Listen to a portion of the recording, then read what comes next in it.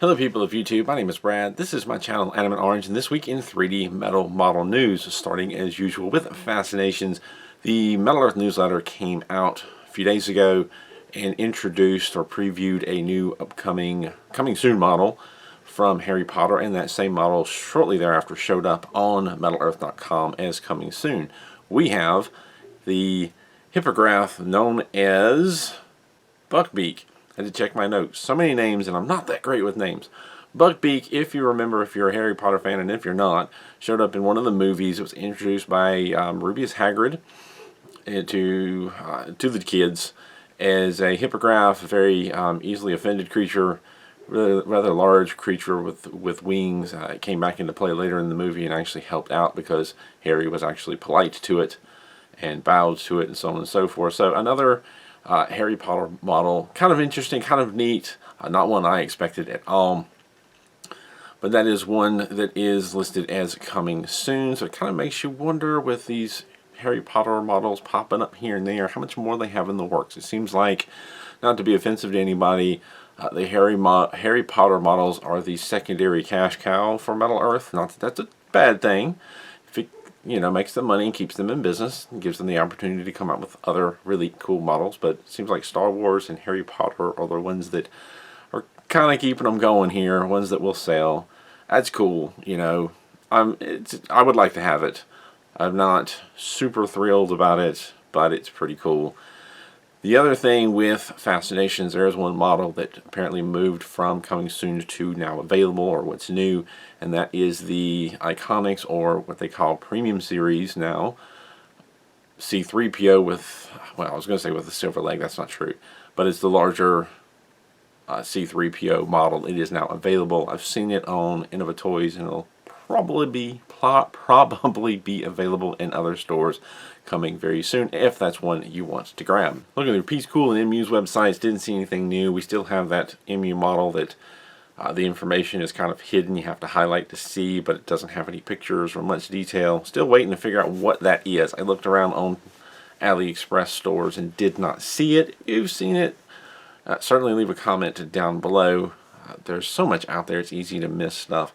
I almost went too far too fast. Going back to the Metal Earth newsletter, congratulations to the winners of last month's Metal Earth Challenge. It was to send a picture of your favorite model with a spring background. Congratulations to Roger Chang with a nice picture of the different insects in a natural sort of spring setting.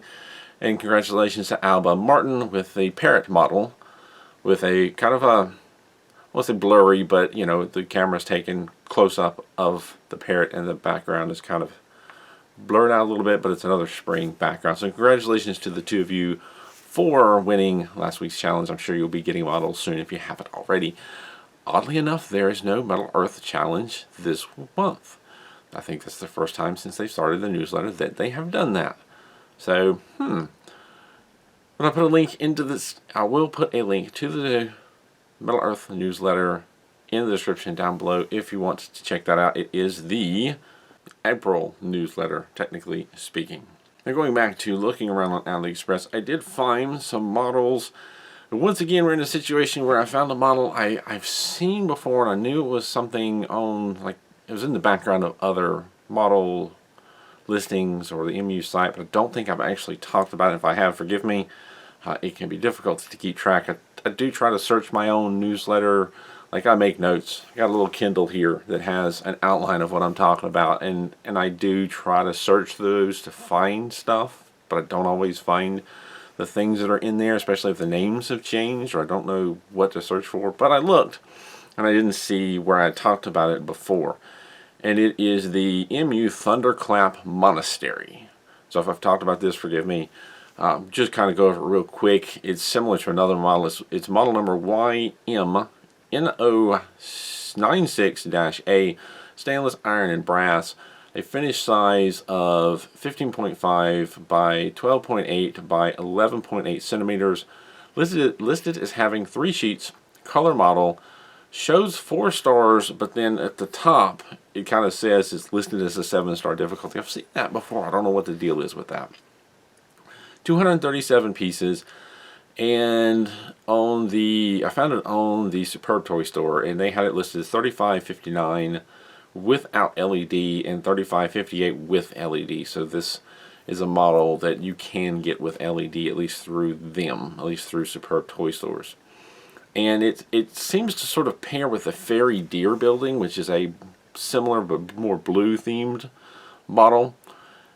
Kind of on I'm going to say like a magic carpet. It's got curled up ends, like the buildings are sitting on some sort of carpet or sled or something. And I don't think I've talked about the Thunder one before, but I know I've talked about the Deer Fairy one. And I've seen them together a lot, and I think one of the pictures shows the other one in the background. So I guess somehow they're related.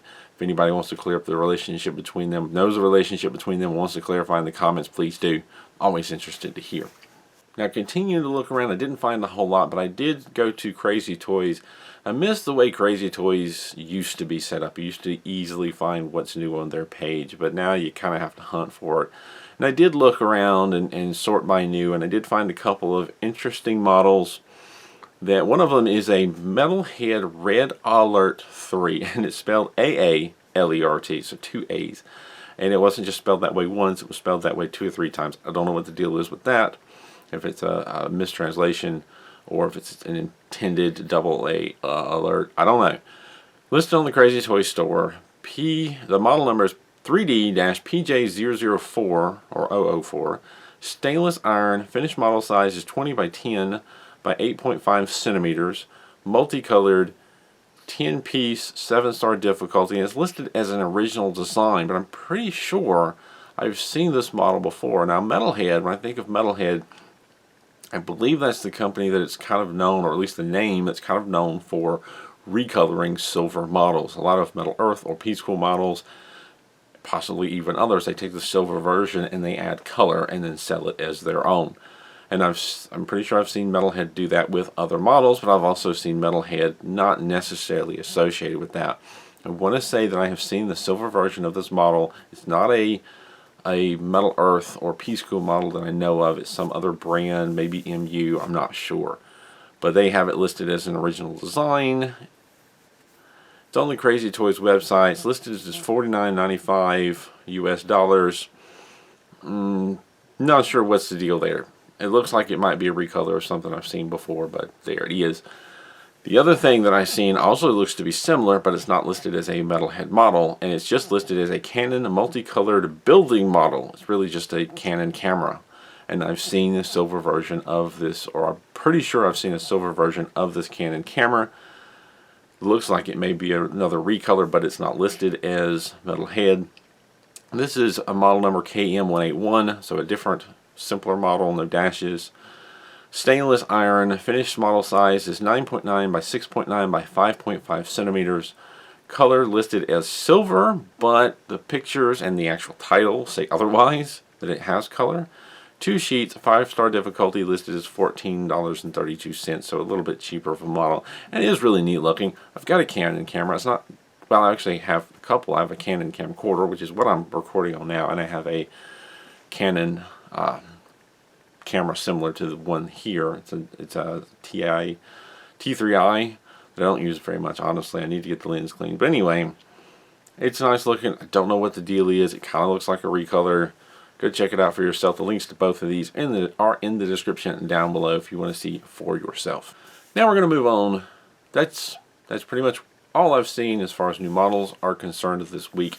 Now I want to move on to comments from last week's video, and there were quite a few.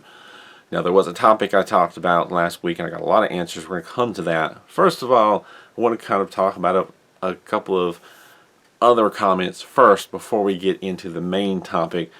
One of the comments left by GarthTube that I want to read off here, and this comment by GarthTube is related to the car model that I mentioned in last video. GarthTube says, only Metal Earth uses inches. Everywhere else in the world uses centimeters, millimeters. The car is an R35 GTR Nissan Skyline. And is not God of War, it's Godzilla. The Fantasy Angel Castle is just that, a fantasy build. The first one is a bit more interesting, and I'm going to have to go to page and have a read of what it says. And this kind of stood out to me partially because it clarifies the possible mistranslation of God of War as being Godzilla. So maybe it has something to do with the newish or newerish Godzilla movie, which I've never watched. But the fact that it's an R35 GTR Nissan Skyline, I figured I knew the brand name of it, but I wasn't sure, and I forgot about Nissan. I used to love Nissan, almost like I love Hondas. Nissan used to have a really good reputation for reliable, but not necessarily fast cars, but reliable.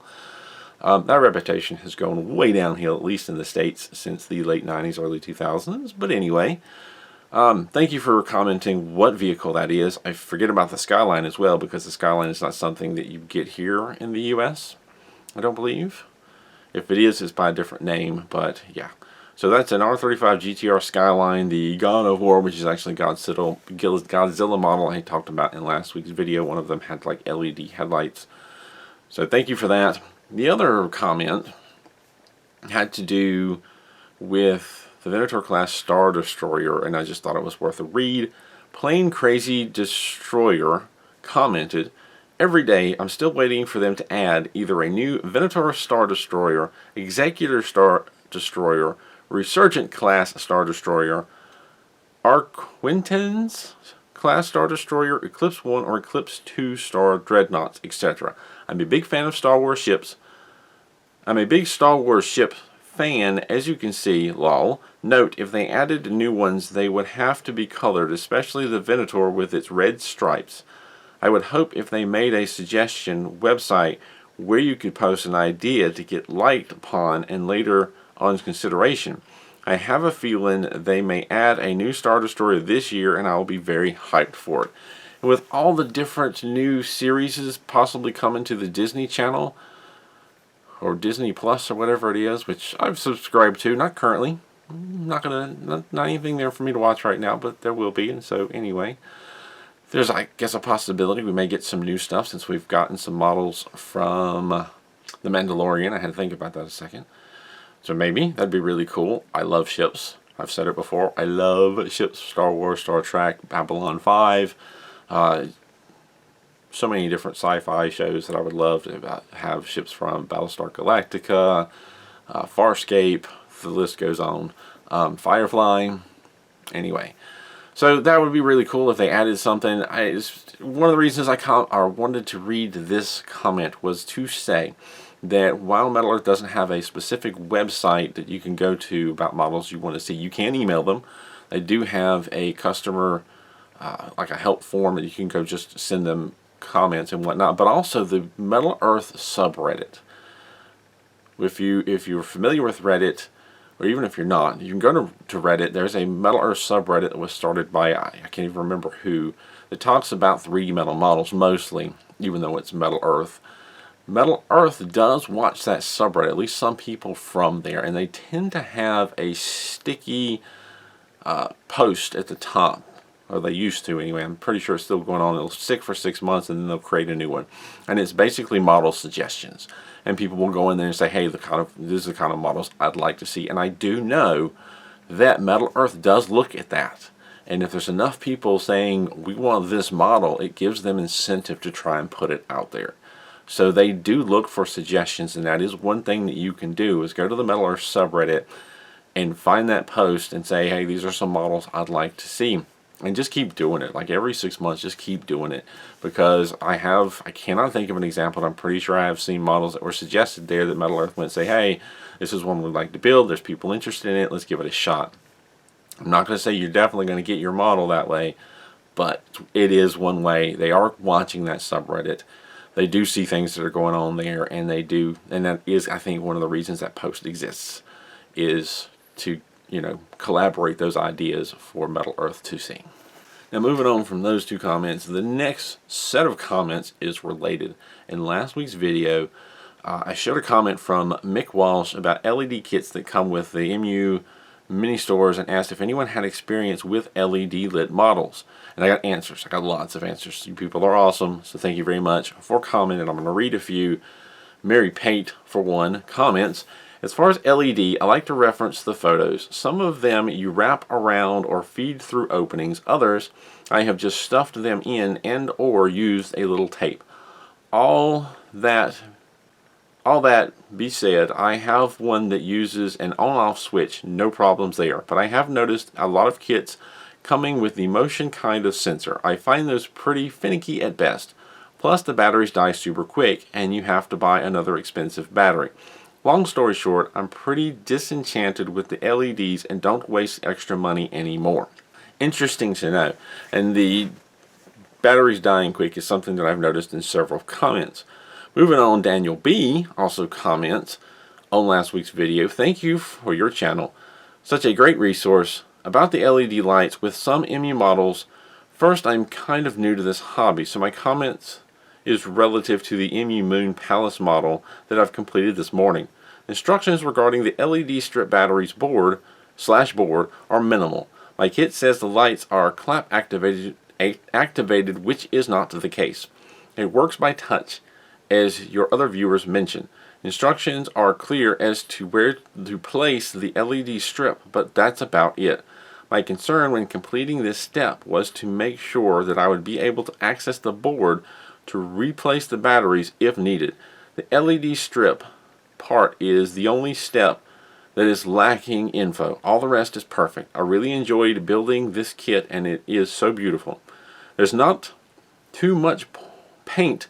The metal is easy and nice to work with. The packaging is of premium quality. I also really like the way they have designed some parts. For example, the staircase, instead of folding all those small stairs, they have designed it so that you only need to slightly twist each stair in position and the result is much better looking staircase. Thanks again for introducing me to this great hobby." Long comment, fairly informative, and I actually had a couple of comments responding to that. Serenissus, I tried to look up this name. I know I was told how to say this properly and I couldn't find the comment. But Serenicus responded, "I love how much attention to detail MU pays to its models. The Moon Palace was my second MU build, and I thought it was going to be tricky, but it was one of the easiest models I have built. The metal was nice and pliable, tabs were placed asymmetrically, so there's only one way to insert them, and they even painted the tabs to go with the slots they inserted into, and everything fits on the first try. Oh, and there's the lights, of course. Some of the earlier StarCraft and Transformers builds can feel pretty rough, or a bit rough in terms of design, but they've really come into their own."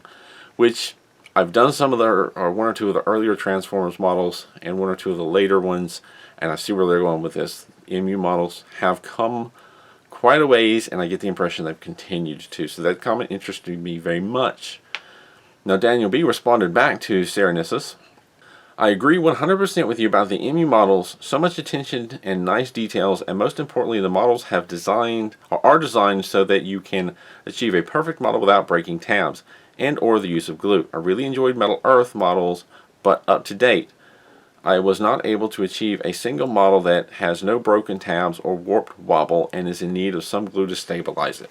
So these are very interesting comments to make. I have been building Metal Earth models since close to the beginning. It's been years now. And 95 to 98% of my experience is with the Metal Earth models. I have done some MU models. I've got 3 Transformer models sitting over here out of view, and another one buried over here. So most, if not all of my MU models have been Transformers. I would like to do more. I've already mentioned, I've seen some of the progression of how they have improved. I've got the original Optimus Prime, which was an early MU model, the first Transformer model if I'm not mistaken, and it was a near nightmare. It was delicate. I've had to put his arms back on with magnets and glue because it wasn't well designed. And it was a pain in the butt. It's an awesome looking model and I love it. But wow, was that frustrating. And there's like a black version. I just don't even want to do it because it was such a pain in the butt. Then the next one that I did, or not actually, that was the second one. The first one I did was Megatron. And Megatron had some really awesome parts about it. Really interesting how some of the things folded and came together and layered. But there were still some difficult areas that were easy to break, which is right in line at the time with my experience with Metal Earth.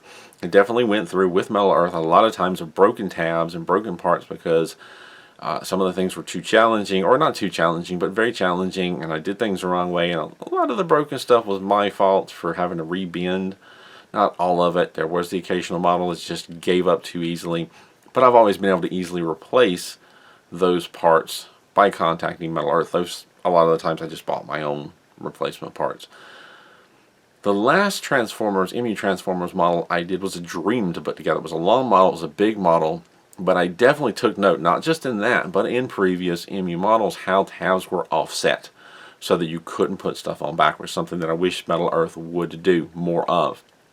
Another thing I noticed was that the tabs with angled parts were actually angled or tilted in such a way to make the things easier to come together. Something else that I wish Metal Earth would do. You've got these really tight curves and twists in some of the parts, the way they come together. And the number one model that comes to mind is Poe Dameron, the nose on Poe Dameron's ship. Getting that first slot and tab together, or one of the front tabs together, is just so difficult.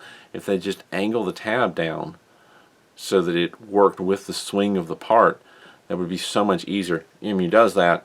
Metal Earth, I struggle to think of a time when they did. So yeah, MU's come a long way. I can't say I've noticed their stuff being more pliable than Metal Earth, but that may have changed since my last build. My last build, I didn't have any of those issues, and maybe it was more pliable. But interesting comments, and I really wanted to kind of comment more on that. Really feel like I need to get another MU model, a newer one, to see how far they've come. They've got so much. Haven't been doing as much with Transformers lately, which was my main interest, but I might have to try something else with, all the time that I have. Another comment, going back to the original thing about the LED lights, Richard Kroll comments, I have built a lot of the buildings with LED lights. Clapping or a tap on the top of the model would trigger the sensor. However, all of mine have drained the batteries very quickly. I think this sensor draws power from the batteries all the time, and they are just 3 small hearing aid type batteries. I rigged a couple of the buildings to use an external battery and manual switch by soldering the leads to a particular battery contacts. This worked fine, but turned out to be a little clunky. So I either don't use the LEDs in a model, or I get a picture of it with the lights on before the batteries run out. So I kind of respect that. And LED lights is something I've wanted to add back since before you could just get them with the models. There were people that would build their own. Wished that I had done more with Radio Shack and their electronics kits back when Radio Shack was a much bigger thing here in the States. Now they've pretty much evaporated away, and you can't get that stuff. But then again, I wished I had more time. I'm interested in so much stuff, I never have time for it all. But there are people that just built their own little circuit board with LED lights and stuffed them in models, and I'd like to do that someday, and I just haven't.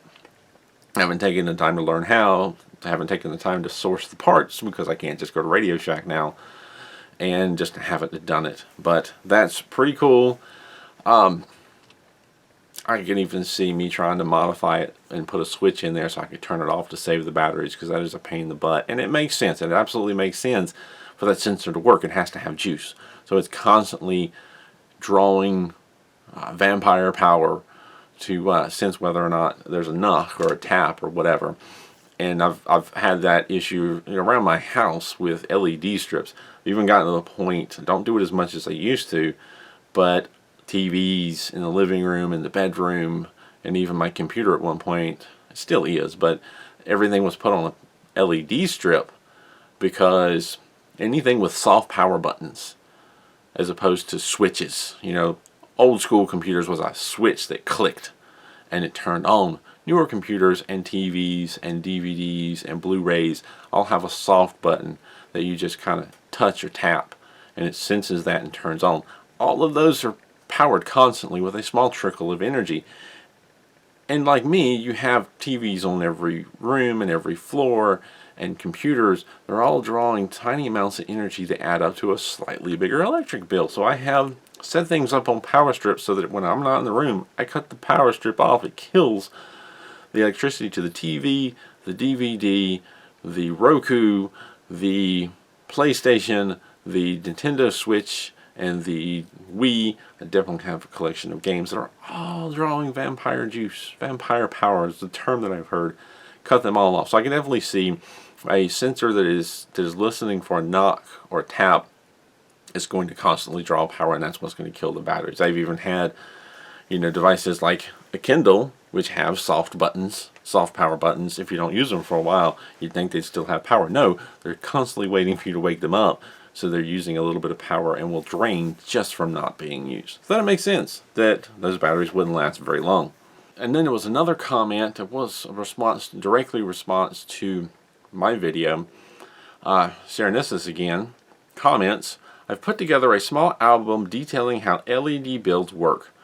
And they provided a link to an Imager album, which I'm also going to include in the description down below. In general, it's a circuit board with 2 or more LEDs and a sound sensor. It is powered by 3 LR41 batteries. Activation can be done by clapping or tapping the table or model. MU models have a removable part so you can access the kit to replace batteries, and you will need to replace batteries as the sensor still drains them even when the light's off. They seem to run dry after a month or so, so I usually remove one battery and put it back when I want to show it off. I like them, except for the part where the batteries drain so quickly. I've kind of want to figure out a neat way to disconnect, reconnect the sensor to save on battery life, but some things, sometime. And I get that. That's what I would want to do, is get some sort of maybe simple switch that you could cut off that sensor. Just put it in between the wires to the sensor and the board and just cut it off. It's kind of like putting a switch on the battery of your car. You used to do this in older cars, where you cut the switch off and it kills all the juice to your vehicle, and it doesn't drain the battery if it's just sitting. And it also makes it a little more challenging for people to steal if they're not familiar with that, because it won't start. Newer cars, you know, you could definitely save your battery, but you also have to reprogram your radio and all that stuff. I'm talking about cars with the push button stereo. I'm a little old there, where you didn't have any memory and the computer didn't have much memory, so it didn't matter. But yeah, put a little switch in there and cut it off, but that also makes it more clunky and takes up more room, and these models are small, so I can see that being counterproductive. But I do want to thank everyone for all of your awesome comments. That's amazing. Thank you, Serenissus, for your Imager album. I'm going to put a link in that down below. I did check it out really quick. It does have quite a few models on it, and where the boards are hidden and the pieces that you remove, and demonstrations of tapping them on and off.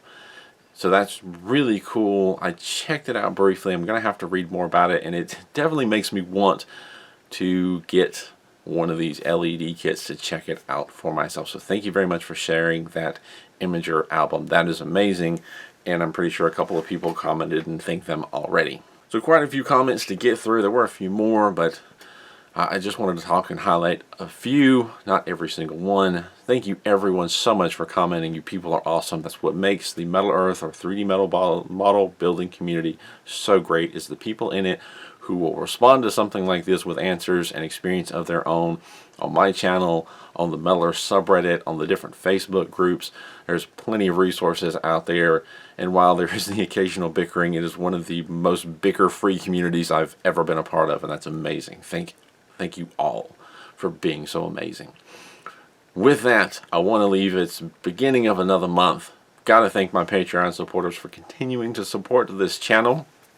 So I do want to thank the May 2021 Patreon supporters of Chris Paskowich, George Bell, Hugh Morrison, Jay, James Herring, Kaj Nielsen, Ken Crowan, Kendall Fargo, Lauren Palm, Mon Hong, Phil Miller, Seth Bell, Shalyn Moody, Timothy Green, and Timothy V. Thank you very much for another month of support to help with this channel, so I can continue to do all the stuff I do behind the scenes, such as buy models or, you know, replace broken equipment, because that's something that came up recently.